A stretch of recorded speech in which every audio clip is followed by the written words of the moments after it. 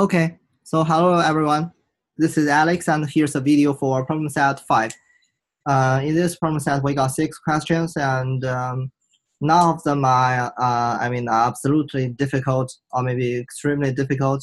But you still have to, I think, practice like what you learn from the class to get to the answers of these questions. So try to combine all these questions to the series from your class, and try to think what is this question about. I mean, economics, we use economics to as a tool maybe to explain some phenomenon and to explain why this happened, and maybe to predict, right? To predict what will happen in the future. So all the questions I think are designed in those two ways. Let's see, and let's use like the economic series to help us explaining and predicting what happened in this problem set. Question 1. It's about the chalk business. And for the chalk business, first, the future is not good. Future is not good, as it's being replaced by the whiteboards and like the PowerPoints and all kinds of things. And the second is in the long run, maybe it's not making, maybe HS, I mean, this guy is quitting the market. So that's two information you need to get from the article. And now let's look at question A. Question A asks, what happened to the price and quantity? And the price and quantity demanded of the chalk. So what happened to the price and quantity?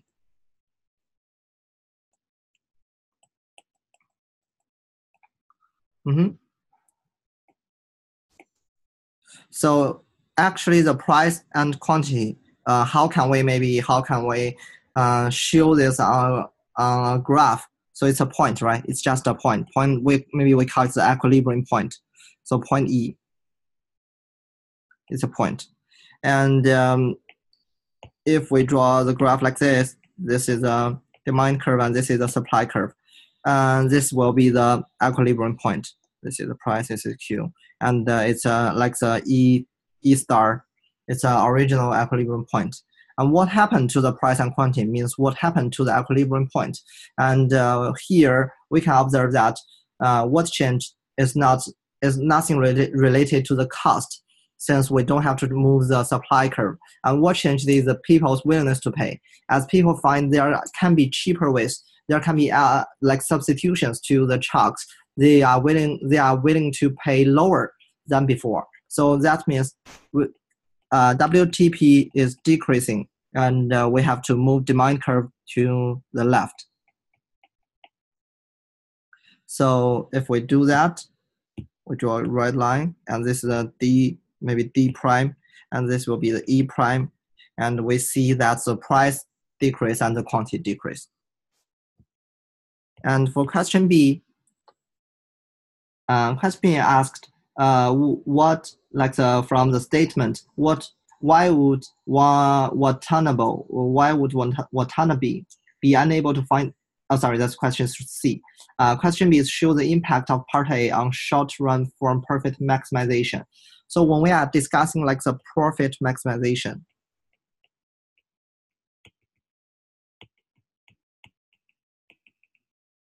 that means we want to produce until, we want to produce until MR equals to MC, until the marginal revenue equals to the marginal cost. Before that, we will keep producing. That's a profit maximization, like the problem. Those two things are equal. And here, if we draw like the graph, it looks like this. This is the MC, and this will be the MR. So you choose this point, and maybe the average cost is here, AC, and this is MC. This is MR equals to P, and this is the point you choose. And at this point, you won't produce in the long run, since this is average total cost. So in the long run, you are not covering your average total cost. So this also can be a reason why he would quit the market. and which means he is not making an economic profit after the shock. So he will quit the market in the long run. And maybe why he is still producing, that's because the AVC curve, like the AVC. Maybe I use a blue pen to draw this. You see the blue line here. This is the AVC curve. And if you made your decision at this point, and you draw a vertical line, you find that in the short run, you are still covering your average variable cost, which means for each unit,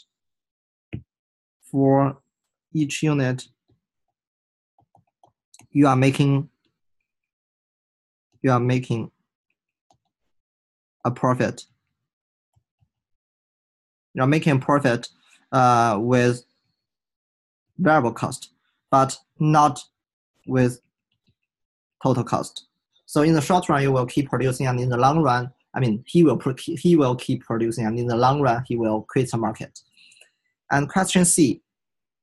Question C is about, you read like the statement, and he said, I could not have someone else replace me as the chief because has been running as operating loss in recent years. And professor wants you to consider the statement in the context of sunk cost.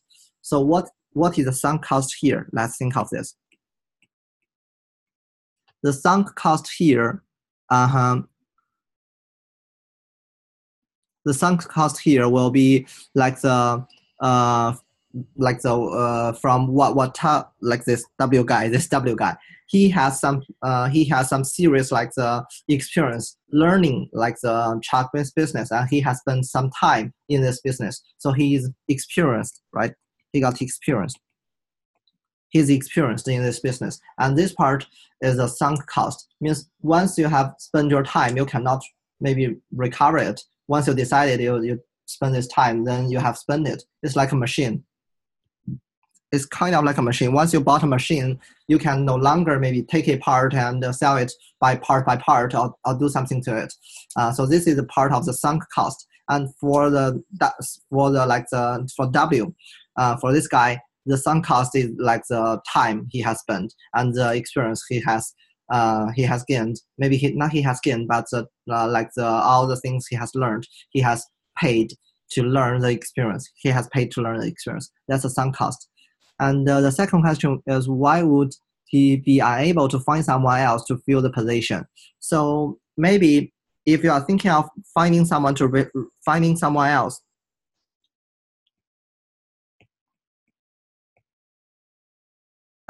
if I think of find someone else to replace his position, then this guy should cover this sunk cost, right? And also this guy has to think of his own opportunity cost. So this makes the whole thing very complex, and that can be the main reason why he will stay in the company, and he finds it very hard to find someone to replace him. So that's question A. And then question 2.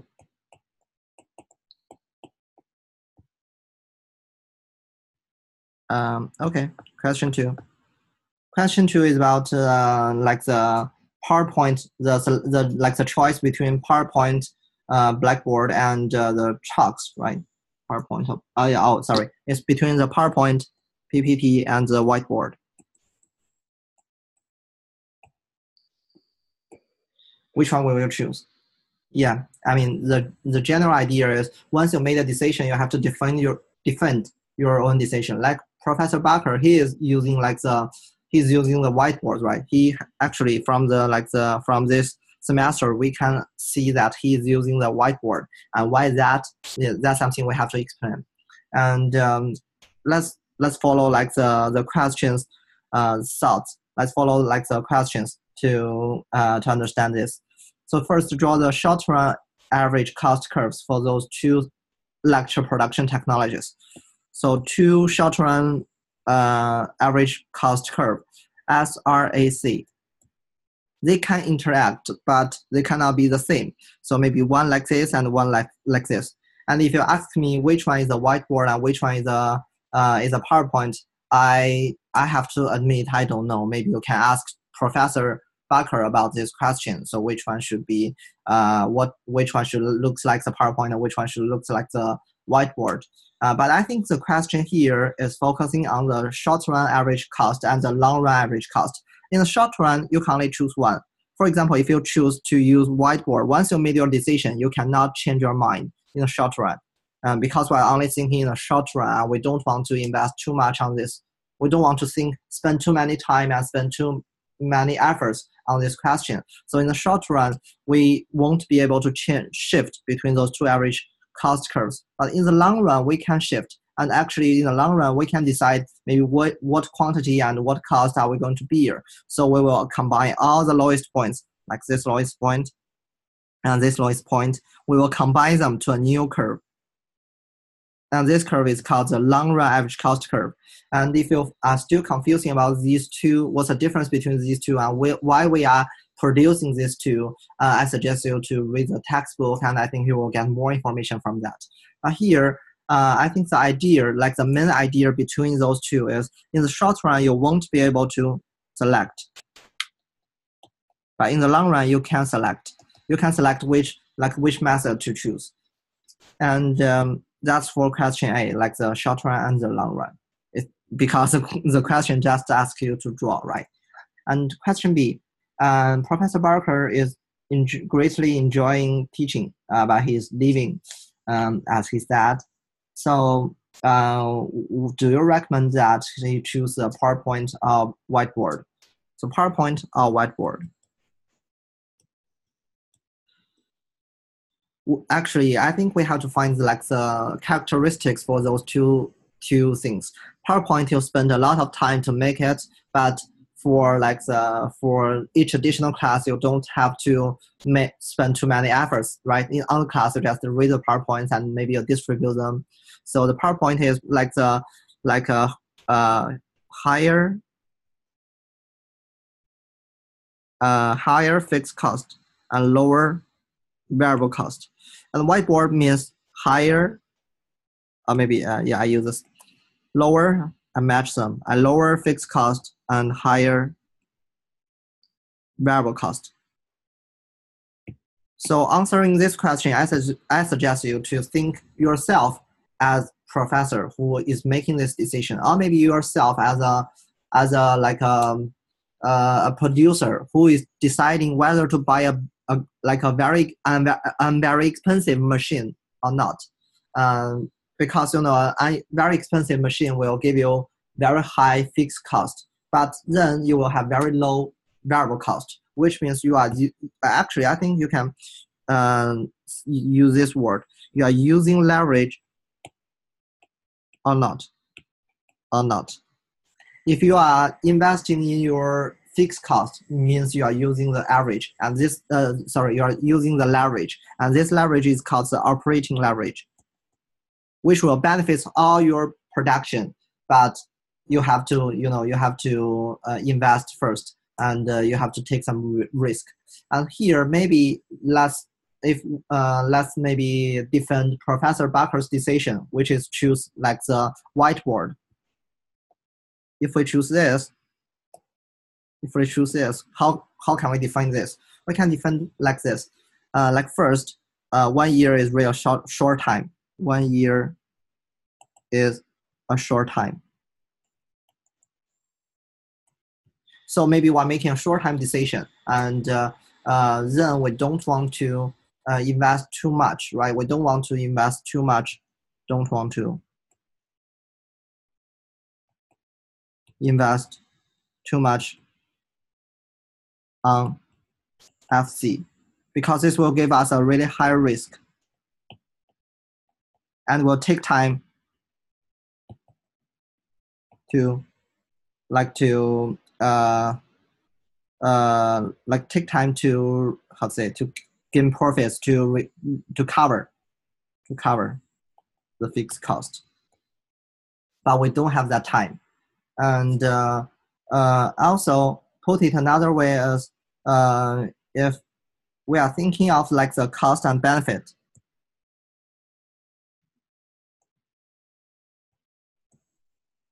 then we make one additional slide. The benefit is class, right? But the cost is time. And maybe sometimes the time worth more to professor. So that's why maybe we don't want to invest because we think the cost is way higher than the benefit, and that's why. Okay, so that's question 2. And question C. There are some who say that it should not focus on minimizing his own cost. Instead, he should focus on more noble goals, such as maximizing student learning. How should respond to this critic? Is there a relationship between cost minimization and learning maximization? Mm-hmm. So I think here it's like the if we think of this question as welfare maximization and like the cost minimization. So the crucial question is, if we increase our cost, it's again like the third point I mentioned in the previous question. If we increase our cost, can we get the result we are expecting? Which means if maybe we spend some time, if professor spends some time to making a slide, can he really get the expected the outcomes from the PowerPoint? Or maybe can he also achieve the same result? Can he also achieve the same outcome through other method? So this is the question we want to answer. And also something we want to think about is the gap. How serious is the question? How serious is the question? Is it the problem? Sorry. If the learning, if we score on scale of 1 to 10, if the students are currently learning at 4 and you can improve them to 8, maybe it's worth it. But if currently the students are learning at 7 and you can only improve to 9, maybe that's not worth it because the time is really costly, even not only for professor but for all people, right? So that's a way we think of this question. Actually, this is an open-ended question, and I'm expecting you to analyze from the cost and benefit and the profit maximization and how serious is the problem from these angles to get your answer. Okay, so question 3. Question 3 is more economic. So question 3A, the labor market for unskilled farm labor. Here we can observe that in the article it mentioned the farm labor as let me see.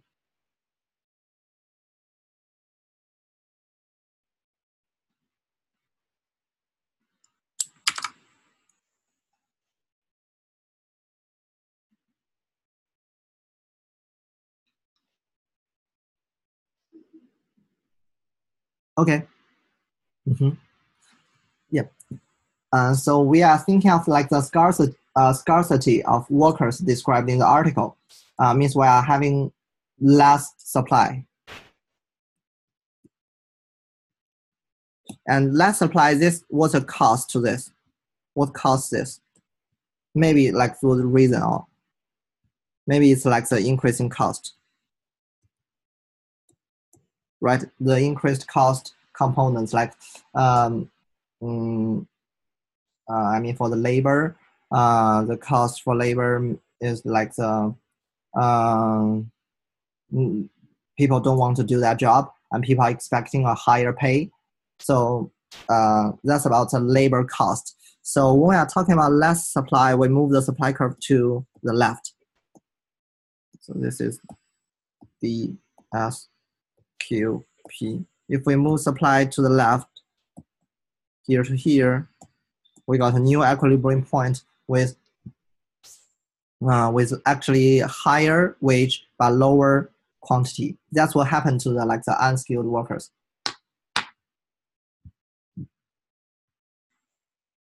Um,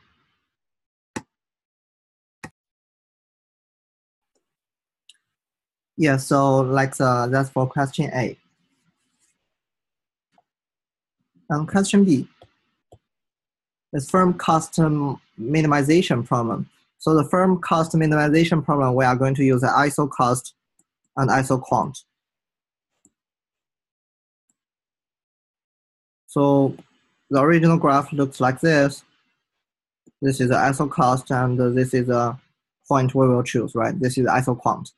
And then if the wage, oh yeah, sorry, this is a capital and this is a labor. It's ISO quant ISO curve.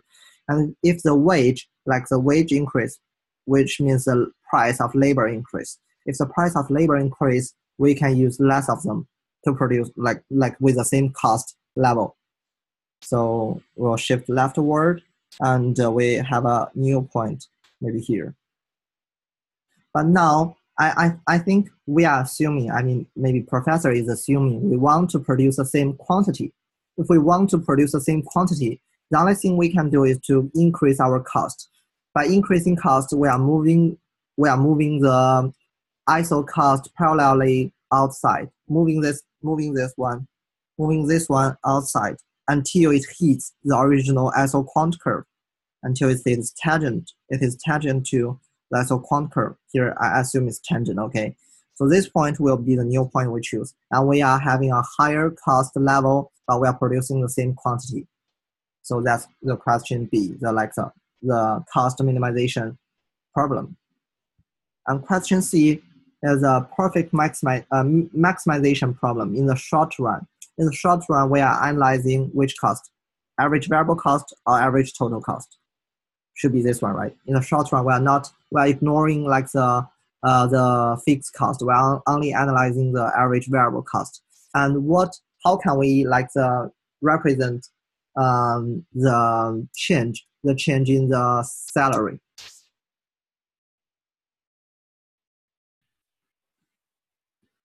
So this is the graph.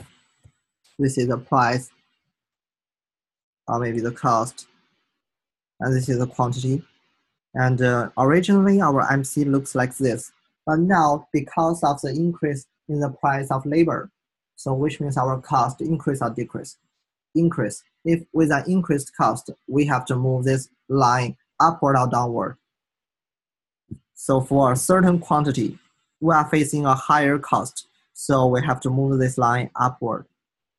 So maybe I choose the color red. This is like the line, the MC2, after the shock to the labor market. And this is MC. And with these two graphs, we can draw like the ABC, and ABC. See here. And because there's one more assumption, and I know this assumption is a little bit hard. If we assume there's a competitive market, and this is a equilibrium solution. What does that mean? Which means if we are in a competitive market and we are in an equilibrium solution, means all the firms are making zero profit, right? If they are making zero profit, which means their MR should equals to, like the marginal revenue should always equals to the marginal revenue equals to price equals to ABC. That's an equilibrium solution. And also from the profit maximization, this is the equilibrium solution. And from the profit maximization, we know that MR equals to MC. That's when the firm stop producing. So we can draw a new line here to both graphs. First is here. This is the point we choose. It's the lowest point of ABC. And this will be the MR1. And this is the point. Oh, sorry. Okay. This is the point after the change. So this is the point we choose, and this is the point we choose. And if we observe those 2 points, we find we are producing more or less. We are producing less, right? We are producing less quantity. So like the solution, the conclusion is producing less. Okay, so that's about like the firm maximization problem.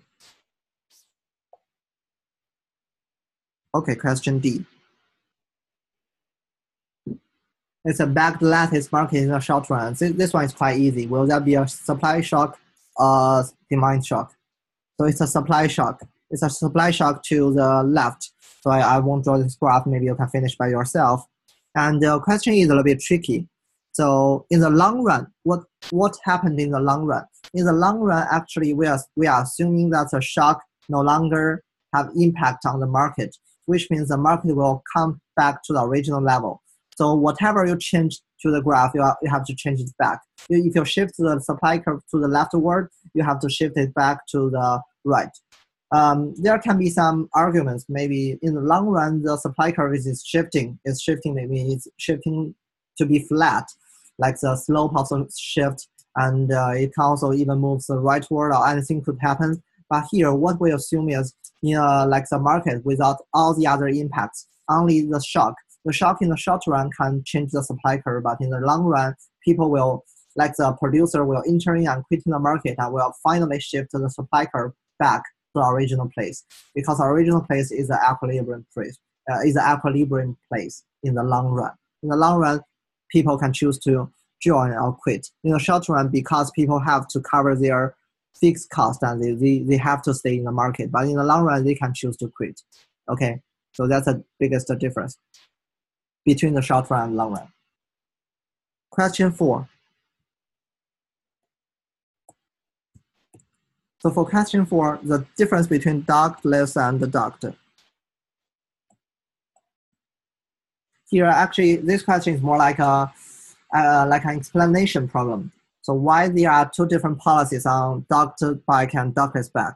Why duct the government wants a monopoly, and the ductless bike for ductless bikes they want competitive market?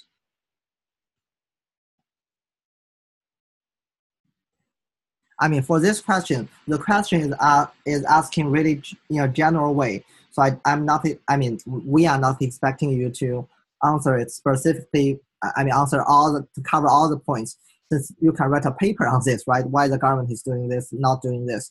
Here, I think the crucial part is you try to analyze what's the best part for competitive market and what's the best part for monopoly. Not the best, maybe what's a good part for that. For competitive market, it's obvious that we are using competitive market because we want to maximize the welfare.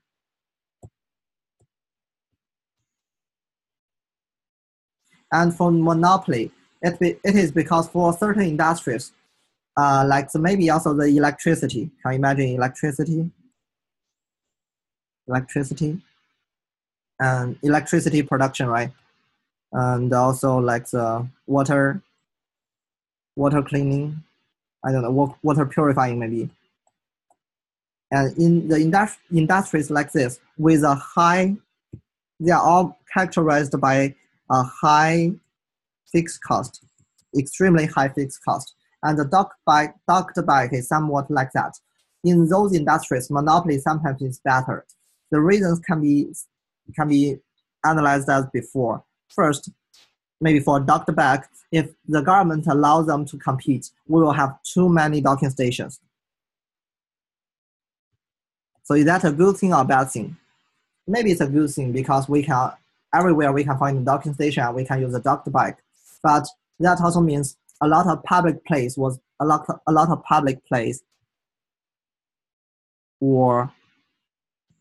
going to be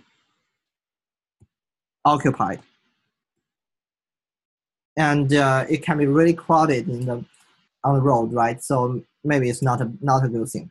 And the other problem with competitive market is it will increase.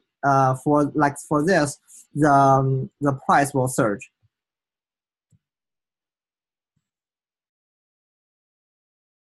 Since a monopolist also has its strategy. Remember, a monopolist not always take all the benefits. Take all the surplus. A monopolist has to decide a price which he wants to maximize his own profit. But also, this price may be lower, maybe also lower than competitive markets. For example, in this one, if all the companies are fighting are competing in this market, in the dock station market, then they are building a lot of docking stations and they are investing a lot.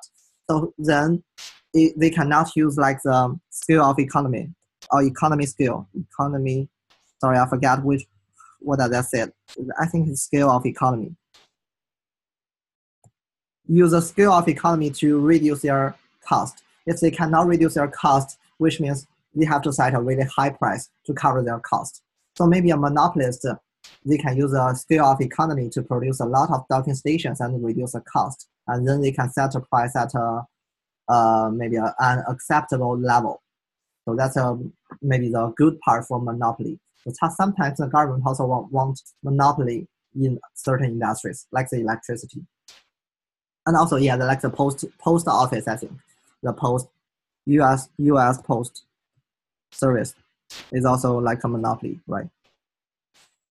And question 5. Yeah, we're almost there, so be patient. Question 5. We also got 2 questions here. And the non-compete agreements. The non-compete agreements is quite interesting. Once you sign a non-compete agreement, you are no longer in the market, right? You are totally out of the market. You cannot select another company since you signed a non-compete agreement. And now let's consider employee, currently employed at a large law firm. How would the worker opportunity cost change? So what's opportunity cost? What's opportunity cost?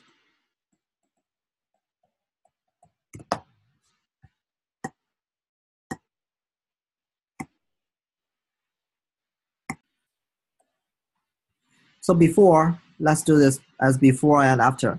Before you sign a non-compete, the opportunity cost can be hired by another firm.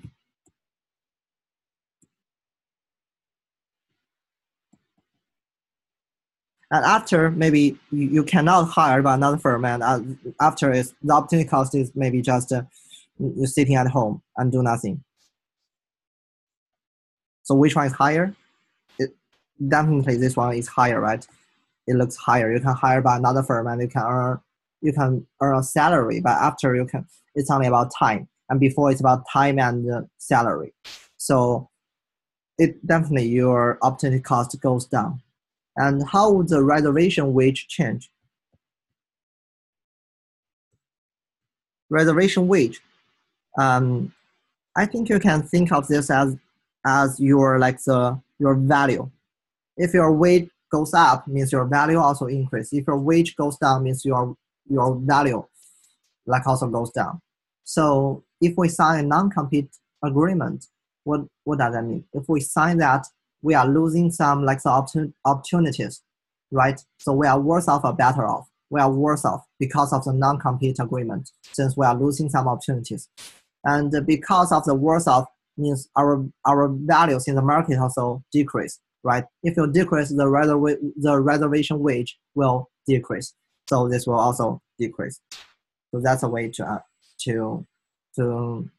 think of this question.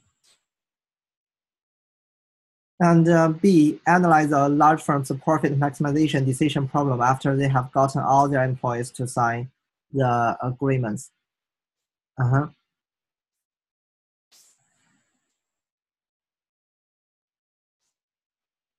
So here, before, like the firm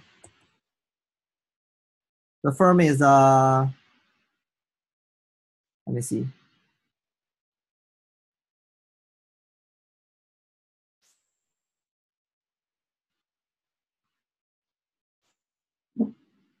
Okay, so the firm will always, if we are talking about profit maximization, we'll always set the MR equals to MC, right? The firm will produce until the MR equals to MC. And what's a marginal revenue from hiring a person? The marginal revenue from hiring a person is the marginal productivity of labor. It's how much you produce. Like that's a marginal revenue the firm can get from hiring you. And what's the marginal cost? will be the salary, will be the wage the firm pay you. We are thinking from the firm's perspective. So MC equals to the MCL, marginal cost of labor. So the firm will produce until its marginal MPL equals to MCL. So that's our firm's profit maximization decision. They will make this decision after they have gotten all their employees to sign non-compete agreements. Once they have signed, they made their employees to sign non-compete agreements. Then then it's like they have monopoly power. But this time it's not monopoly like monopoly selling power, but monopoly buying power, because only they can buy your labor, buy your service. It's something like this.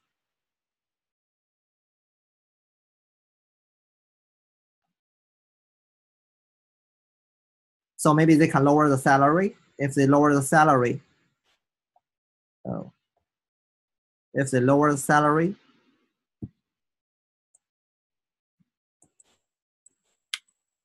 so they just lower the MCL. So they will, if they lower the MCL, then what happened to the curve? If this is the marginal cost before, and if they lower their cost, this will look like this, right? And they can produce more, because before they will choose to produce at this point, and now they produce at this point. With lower with lower MPL but higher quantity, they will produce more. So that's what changed to the profit maximization decision. And in the answer key, there's also a statement that they can lower wages and hire fewer workers. If they lower their wages and hire fewer workers, for me, I really don't know how to combine this to this question. Maybe you can think of this by yourself, or maybe you can ask professor. They can hire fewer workers and lower wages. I mean, both of this method and this method, both of these two approaches are ways to lower the cost, right? Are ways to lower the cost, but how to combine them together? Maybe it's something wrong with the answer key. Okay, so question 6, the last one. It's considering whether or not to sign the new short-term rental restrictions into law. Okay, it's a rental restriction, and here it's on the Airbnb. Actually, I myself is running an Airbnb business, so I can clearly think of this. I can clearly understand how will this change the market. And the crucial question in this is the professor wants you to think, how many markets can this affect?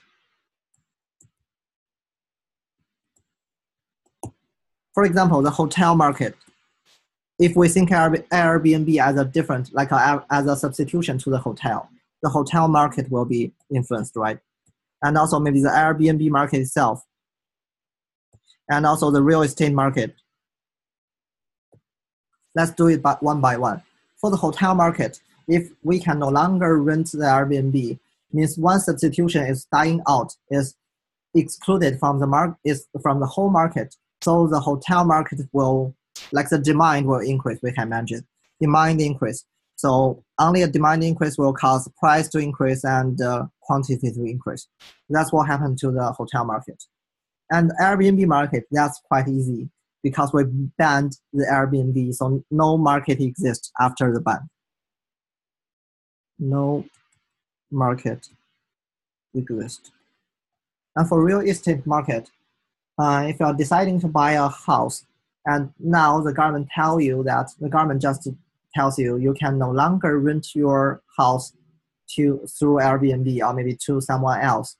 So will you decrease the value or increase the value? Will you value the house more or less?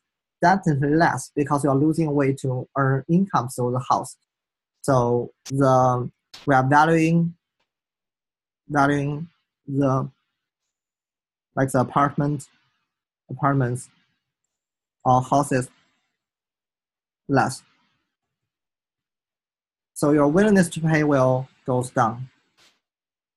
If your willingness to pay goes down, which means the price will go down, and the quantity will also go down. No, I mean fewer people will buy apartments, and the price will also goes down. Honestly, this is not what's happening in Crystal City. As Amazon is coming, and I think everyone around me is investing in real estate. So maybe you should join. That's all for problem set 5, and we are expecting one more problem set. And I wish you good luck on this problem set, and wish you good luck on everything for the finals. Thank you.